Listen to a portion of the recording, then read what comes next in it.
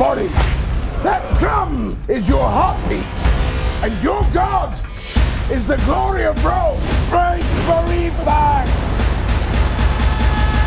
You realize that this was a novel that was written decades and decades ago, but those themes still resonate.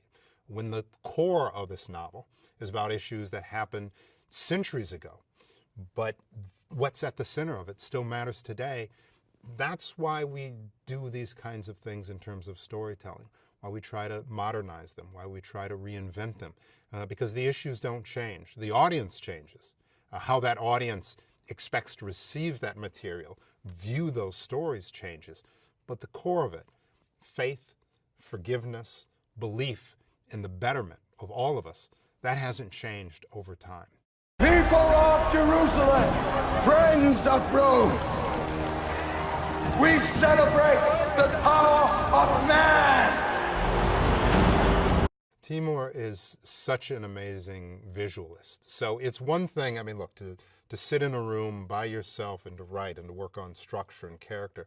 It's another thing to work with someone who can take that nuance, write it large in a cinematic space, and you know you're not going to lose those small details about character, about emotionality. You want to believe that in an era where an audience has an expectation that the stories they see are going to be deserving of going to a movie theater to see them, that you're going to work with an individual who can deliver in that regard, but is also not going to be beholden to bigger and louder and noisier. But be faithful to those aspects that as a writer attracted me to the story. Timur is that rare individual who can do both. Give the audience what they expect in a cinema space, but also give them things that would be wholly unexpected. Should have stayed away. You should have killed me. I will.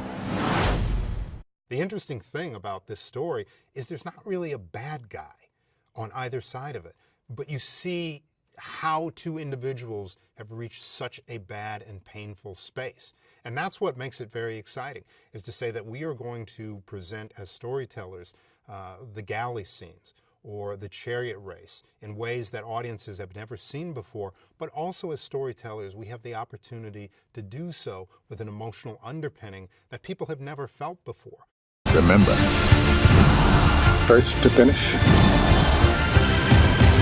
last to die.